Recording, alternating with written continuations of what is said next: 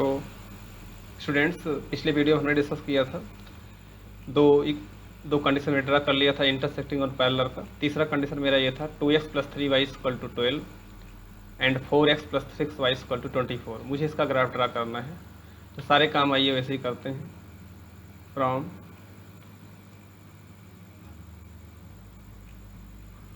One से क्या मिलेगा, इफ़ x = 0 मैंने यहाँ किया तो y = कितना मिलेगा, सेम वही 4 मिलेगा।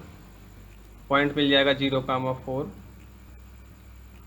इफ़ y = 0 तो y को 0 करेंगे, देखो ये 0 हो जाएगा, तो 2x = 12, तो x = 6। यहाँ से मुझे मिलेगा x = 6, तो पॉइंट मेरा मिल जाएगा 6,0। फ्रॉम सेकेंड से आइए, इफ़ x = 0 करेंगे, देखो तो 6y = 12, तो y = 6 4 सा 12, तो y = मुझे मिलेगा 4, तो 0,4 पहला पॉइंट हो गया। फिर इफ़ y = 0, अब y को 0 करेंगे सेकंड केस में, तो 4x = 24, x = 6, तो मुझे पॉइंट जो मिलेगा 6,0 मिलेगा। अब ग्राफ इसका ड्रा करेंगे, तो ये मेरे पास लाइन है x डैश y डैश 0। पहला पॉइंट क्या था, 0,4, तो ये ड्रा कर लेंगे 1 2 3 4, ये पॉइंट मिल जाएगा 0,4। 6,0 1 2 3 4 5 6 6,0 0,4 देखो फिर से आ रहा है, और 6,0 फिर से आ रहा है। इसका मतलब क्या हुआ कि दोनों लाइन एक ही पॉइंट से पास हो रही है, ऐसे दोनों लाइनें एक ही पॉइंट से पास हो रही हैं। दोनों क्या कर रही हैं, एक दूसरे के ऊपर कवर कर ले रहे हैं। इक्वेशन वही है, 2x + 3y = 12। दूसरा भी वही इक्वेशन है, 4x + 6y = 24। तो यहाँ पर मैंने क्या देखा कि दोनों लाइनें एक दूसरे को कवर कर ले रही हैं, यानी ये कोइंसिडेंट हो जा रही हैं। इसे बोलते हैं समपाती रेखाएं। अब देखिए, जब दोनों लाइनें एक दूसरे को कवर कर लेती हैं, तो फिर वही बात आ गई, ना तो इंटरसेक्ट कर रही ना पैरेलल है, तो इसका सलूशन कैसे होगा। तो ये दोनों मिलकर एक सिंगल लाइन बन जा रही है। और मुझे पता है कि लीनियर इक्वेशन 2 वेरिएबल का जो ग्राफ होता है कैसा होता है, स्ट्रेट लाइन होता है। इस केस में हमने पढ़ा कितने सोल्यूशन होते हैं, इनफाइनाइट मैनी सोल्यूशंस। ये क्लास 9th की बात है, इनफाइनाइटली मैनी सोल्यूशंस, ठीक है। तो उसी तरह से इसके भी कितने हो जाएंगे, जैसे एक सिंगल लाइन बन जा रही है तो इसके भी कितने सोल्यूशन होंगे, इसके भी इनफाइनाइट मैनी सोल्यूशन हो जाएंगे। ओके, इसके बाद जो है तीनों कंडीशन में डिस्कस कर लिया। ये क्या था, बाई ग्राफिकल मेथड था। अब हम आगे जो है हम लोग इसमें कुछ कंडीशन देखेंगे, कैसे कैसे हम ये डिसाइड करेंगे कि कौन सा कंडीशन पैरेलल होगा, कौन सा इंटरसेक्टिंग होगा, या कौन सा कोइंसिडेंट होगा। इसके लिए हम आपको एक नोट लिखाते हैं।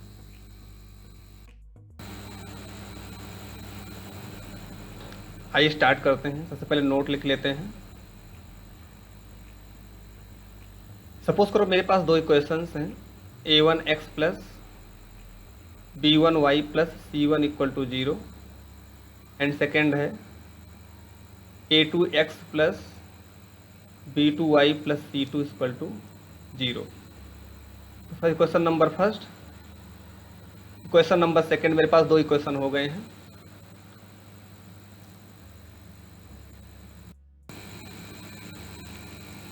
तो इसमें मुझे क्या करना है, मुझे कंडीशन ढूंढना है कैसे कैसे ये बनना है, ठीक है। तो इसमें सबसे पहली कंडीशन कैसे बनेगी, इफ़ a1/a2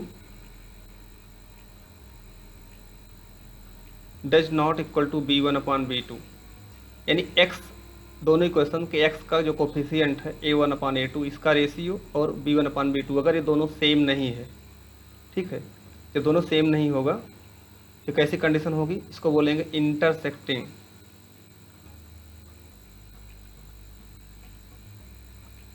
इंटरसेक्टिंग लाइंस।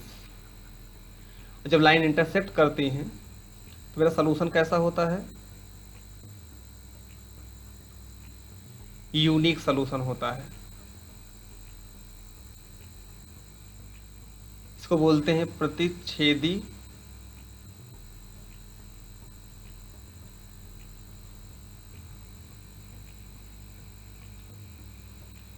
रेखाएं पहले लिख चुका हूं मैं स्टार्टिंग में। इसको बोलते हैं अद्वितीय हल,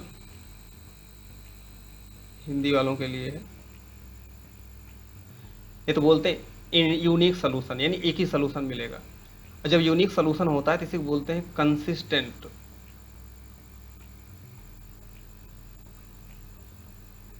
कंसिस्टेंट को बोलते हैं संगत हल। ठीक है, तो इंग्लिश वाले क्या होगा, जब ये दोनों सेम नहीं होगा तो बोलेंगे इंटरसेक्टिंग लाइन है, यानी सोल्यूशन एक ही मिलेगा। सोल्यूशन कैसा होगा, यूनिक होगा। और जब यूनिक सोल्यूशन होता है या इक्वेशन सॉल्व होता है तो उसको बोलते हैं कंसिस्टेंट। ठीक, यानी हिंदी में संगत। सेकेंड केस क्या है इसका, सपोज करो मैं कंपेयरिंग कर रहा था, मेरा ये दोनों सेम हो गया, A1/A2 इक्वल टू B1/B2 हो गया। तब मैं तीसरा कंपेयरिंग करूंगा C1/C2। अब यहाँ क्या है, दो केस हो सकता है, ये दोनों सेम, ये भी सेम हो सकता है और नहीं भी हो सकता है। तो सपोज करो ये सेम नहीं हुआ, जैसे सेम नहीं होगा तो ये कौन सा केस हो जाएगा, पैरेलल लाइंस का, यानी समांतर रेखा। इसको बोलते हैं समांतर रेखाएं। रेखाएं कैसी होंगी, समांतर हो जाएंगी, पैरेलल लाइन हो जाएंगी। और जैसे लाइन पैरेलल हो जाएंगी तो सॉल्यूशन क्या होता है, कोई भी सॉल्यूशन नहीं मिलता, तो क्या लिखेंगे, नो सॉल्यूशन। यानी हिंदी में कोई हल नहीं, यानी कुछ सॉल्यूशन कुछ नहीं मिलना है। और जब सॉल्यूशन नहीं मिलता यानी इक्वेशन सॉल्व नहीं होता तो उसको बोलते हैं इनकंसिस्टेंट।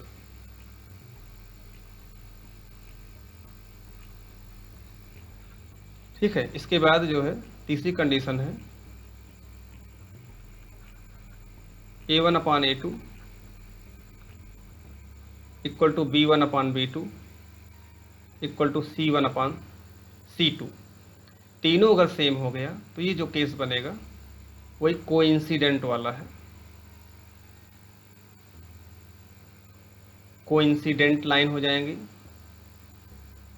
यानी कैसी लाइन हो जाएंगी, समपाती। मीन्स दोनों लाइन क्या करेंगी, दूसरे को कवर कर लेंगी, ऊपर से दोनों मिल करके सिंगल लाइन दिखाई देंगी। और जब लाइन सिंगल हो जाएगी तो सोल्यूशन कितने हो जाएंगे, सिंगल लाइन बनने से पता है इनफाइनाइट मैनी सोल्यूशन हो जाएंगे, इनफाइनाइटली मैनी सोल्यूशंस। जैसे इनफाइनाइट सोल्यूशंस हो जाएंगे, इसको क्या बोलते हैं हिंदी में, अपरिमित रूप से अनेक हल। ओके, तो यहाँ भी सिस्टम कैसा होगा, ये सिस्टम जो इसे लिख रहे थे यहाँ पे कंसिस्टेंट इनकंसिस्टेंट, ये भी कैसा होगा, कंसिस्टेंट। मीन्स ये भी संगत होगा। तो देखिए कंसिस्टेंट का सेंस क्या है, जब इक्वेशन सॉल्व होगा तो कंसिस्टेंट होगा। ठीक है, तो दो जगह सॉल्व होता है, एक जब यूनिक सोल्यूशन मिलता है तब सॉल्व होता है तो वो एक ही सोल्यूशन मिलता है, और दूसरा सोल्यूशन कब मिलता है, इनफाइनेटली मैनी सोल्यूशन मिलता है तीसरे वाले केस में। तो पहला और तीसरा जो केस होगा ये कंसिस्टेंट होगा, यानी संगत होगा। ठीक है, ये सॉल्व हो रहे हैं। और जो सेकेंड केस है पैरेलल लाइन वाला, इसमें कोई भी सोल्यूशन नहीं मिल रहा है, तो इसलिए इसको बोलते हैं इनकंसिस्टेंट। इसको बोलते हैं हिंदी में असंगत। क्वेश्चन पूछता है, इक्वेशन रहता है, चेक करना होता है कौन सा इंटरसेक्टिंग केस है, कौन सा पैरेलल केस है, कौन सा कोइंसिडेंट है, ये क्वेश्चन में लिखा रहता है। यह पूछता है कि किस में यूनिक सोल्यूशन मिलेगा, किस में नो सोल्यूशन मिलेगा, किस में इनफाइनाइट सोल्यूशन मिलेगा, ये पूछता है। यह पूछता है कि कौन सा इक्वेशन कंसिस्टेंट है, कौन सा इनकंसिस्टेंट है। तो कंसिस्टेंट दो होंगे, एक इंटरसेक्टिंग यूनिक सोल्यूशन वाले भी कंसिस्टेंट होंगे, और कोइंसिडेंट यानी जो लाइन एक दूसरे को कवर कर लेती हैं इनफाइनाइट मनी सोल्यूशन वाले भी कंसिस्टेंट होंगे, और जो पैरेलल लाइन होती है जिसमें कोई सोल्यूशन नहीं मिलता उसको बोलते हैं इनकंसिस्टेंट। तो आशा करता हूँ क्लियर हो गया होगा। ये इसको कई बार रिवाइज करके देखेंगे तो इसमें सारी चीज़ें बता दी गई हैं।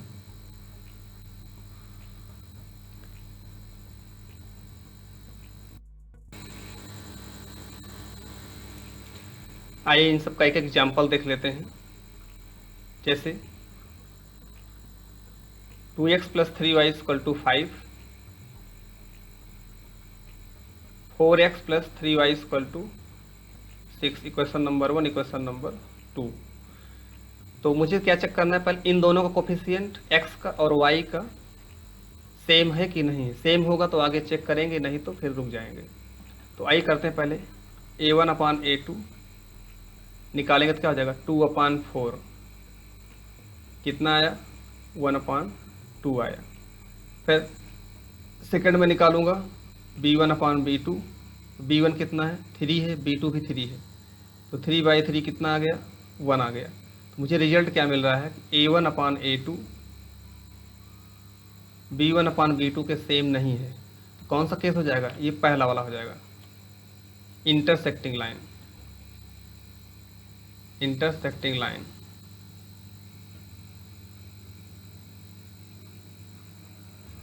Intersecting lines. और इंटरसेक्टिंग लाइन कैसी है, कैसा सोल्यूशन मिलेगा, यूनिक सोल्यूशन मिलेगा, और सिस्टम कैसा होगा, कंसिस्टेंट होगा। ठीक है, अब इसके नीचे आइए, इसी क्वेश्चंस में मैंने मान लिया थोड़ा सा चेंज कर दूं मैं, 2x plus 3y equal to 5 रहने दूं और 4x लिख देता हूं, 4x plus 6y equal to 7 लिख देता हूं। तो यहाँ जब मैं निकालूंगा देखो इन दोनों का रेशियो, इन दोनों का रेशियो क्या होगा 2/4 और 3/6। ये क्या है देखो, ये 1/2 है, ये भी 1/2 है, दोनों सेम हो गया। अब मैं निकालूंगा थर्ड c1 अपान c2, ये कितना है 5/7। तो ये देखिए ये सेम नहीं है, तो यहाँ से क्या रिजल्ट निकल के आया a1 अपान a2 b1 अपान b2 के सेम है, लेकिन c1 अपान c2 के सेम नहीं है। तो कौन सा केस होगा, सेकंड वाला केस होगा। कौन सी कंडीशन है, लाइन कैसी है, पैरेलल लाइन से समांतर रेखाएं हैं, जैसे पैरेलल हो जाएंगी तो कोई भी सलूशन नहीं मिलेगा, सिस्टम कैसा होगा, इनकंसिस्टेंट होगा, असंगत होगा। इसी तरह से सेम तीसरा क्वेश्चन एग्जांपल ले लीजिए, 2x plus 3y equal to 5, 4x plus 6y equal to 10। तो मैं निकालूंगा देखो 2/4, 3/6, 5/10। देख रहा हूँ देखो ये कितना है 1/2, 1/2, 1/2 सभी आ रहे हैं, सभी सेम हैं, यानी यहाँ रिजल्ट क्या निकल के आ रहा है a1 अपान a2, b1 अपान b2, c1 अपान c2 के सारे बराबर हैं। जब सेवन हो जाते हैं तो कौन सा केस होता है, थर्ड वाला, ये कोइंसिडेंट।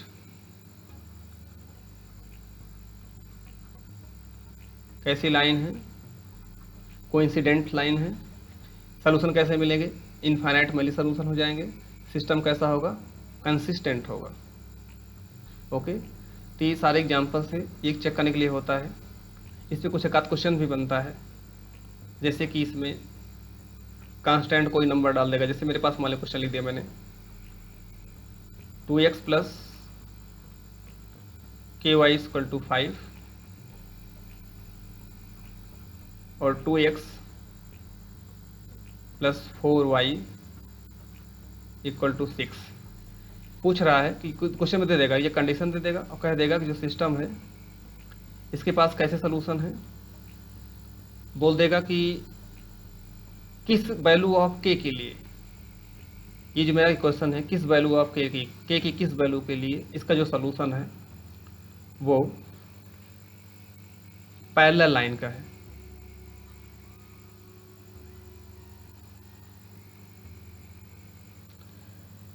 ठीक है, तो मुझे k की वैल्यू बताना है, k की किस वैल्यू ऑफ के लिए लाइन पैरेलल हो जाएगी। तो क्या करूंगा, कुछ मुझे करना नहीं है, पैरेलल लाइन की कंडीशन लगा दूंगा। क्या लिखूंगा, we know that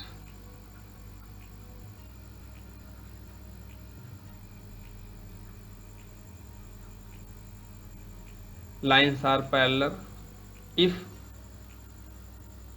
a1 upon a2 b1 upon b2 does not is equal to c1 upon c2। ये कंडीशन आ गई। तो a1 अपॉन a2 कितना है, देखो यहाँ से 2/2 है, और k/4 है, डज नॉट इक्वल टू 5/6 है। तो मुझे k की वैल्यू चाहिए, यानी k इसलिए पहला वाला केस अप्लाई होगा, इसको नहीं ले सकते, ठीक है। करेक्ट किस वैल्यू ऑफ k के लिए, यानी k की वैल्यू जो है इक्वल के फॉर्म में आनी चाहिए, ऐसे इक्वल साइन लगा होना चाहिए। तो इसलिए पहला केस हो जाएगा taking first and second fraction, तो 2/2 यानी 1 हो जाएगा, और k/4 सॉल्व करेंगे तो k इक्वल टू कितना आएगा, 4 हो जाएगा। तो k इक्वल टू 4 के लिए ये लाइन क्या हो जाएगी, पैरेलल हो जाएगी। अगर यहाँ मैं k इक्वल टू 4 रख दूंगा, दोनों लाइन कैसी हो जाएगी, पैरेलल हो जाएगी। तो ये k की वैल्यू आ गई। ऐसे पूछेगा कि यूनिक सोल्यूशन है, तो यूनिक सोल्यूशन वाली कंडीशन लगा देंगे। अगर बोलेगा पैरेलल लाइन वाला कोइंसिडेंट वाली कंडीशन है, किस वैल्यू ऑफ x के लिए, k के लिए, a के लिए इक्वेशन मेरा जो है कोइंसिडेंट होगा, तो कोइंसिडेंट वाली कंडीशन लगा के निकाल देंगे। देखिए यहाँ एक और कॉन्सेप्ट बन रहा है, जैसे ये k does not equal to लिखा हुआ ना, ये तो k इक्वल टू 4 के लिए लाइन पैरेलल है। अगर ये पूछ रहा हो कि किस वैल्यू ऑफ k के लिए पैरेलल नहीं होगी, तो ये नॉट वाला केस उठा लो। अगर कह रहा है कि किस वैल्यू ऑफ k के लिए लाइन पैरेलल नहीं होगी, तो k/4 ये वाला फ्रैक्शन ले लो, डज नॉट इक्वल टू 5/6, इसको यहाँ भेज दो। तो k does not equal to 4 into 5/6, 2 2 जा 4, 2 3 जा 6, तो 10/3। तो अगर k की जो वैल्यू है 10/3 नहीं होनी चाहिए, पैरेलल होने के लिए k की वैल्यू 10/3 नहीं होनी चाहिए, ठीक है। तो ये चीज़, ये कॉन्सेप्ट क्वेश्चन बनता है इसमें कि कैसे कांस्टेंट वैल्यू निकालते हैं। तो ये कंडीशन कोई भी हो सकती है, जैसे यहाँ दिया था कि लाइन पैरेलल है तो पैरेलल केस लगा लिया, ऐसे यूनिक का होगा या कोइंसिडेंट का होगा तो कोइंसिडेंट के कार्य लगा लेंगे, ठीक है। तो ये मैंने क्लियर कर दिया काफ़ी चीज़ें इसमें जो कॉन्सेप्ट थे।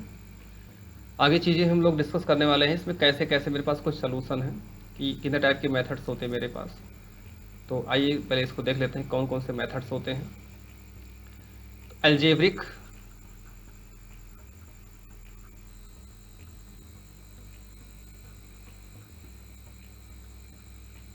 methods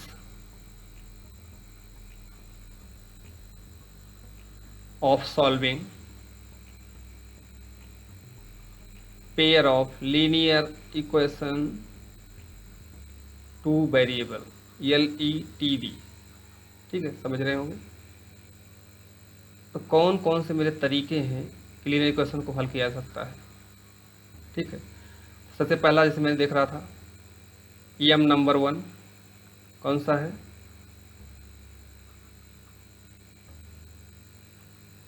ग्राफिकल मेथड, इसको बोलते हैं ग्राफी विधि। मेथड नंबर 2 मेरे पास है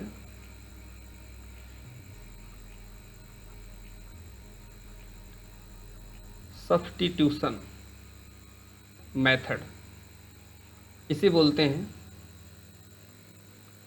प्रतिस्थापन विधि।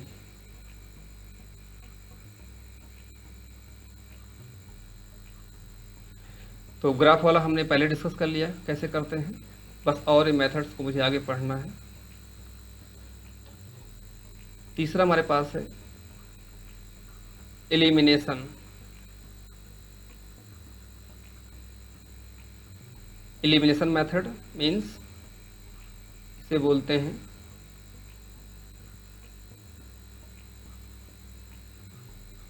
विलोपन विधि।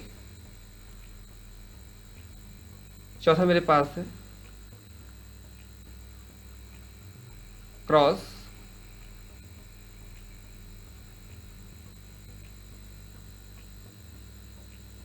मल्टीप्लिकेशन मेथड, इसे बोलते हैं ब्रेज गुणन विधि। तो ग्राफिकल मेथड हम लोग पढ़ लिया है। प्रतिस्थापन का मतलब क्या होता है कि एक की वैल्यू उठाकर दूसरे में सब्स्टिट्यूट करना है, यानी एक जैसे एक्स वाई होता है, किसी एक की वैल्यू निकाल कर दूसरे में रख देंगे तो उसको गायब करके फिर करते हैं। एलिमिनेशन का सेंस होता है किसी एक दूसरे को एलिमिनेट कर देना, गायब कर देना, ठीक है।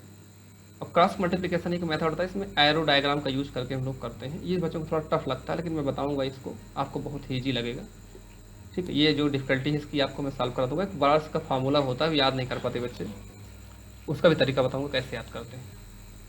तो स्टूडेंट, यहाँ तक हम लोगों ने ये समझ लिया कौन कौन से मेथड होते हैं। ग्राफी हम लोगों ने पढ़ लिया है, और ये जो मेथड है इसको आइए अगले वीडियो में डिस्कस करते हैं। Thank you.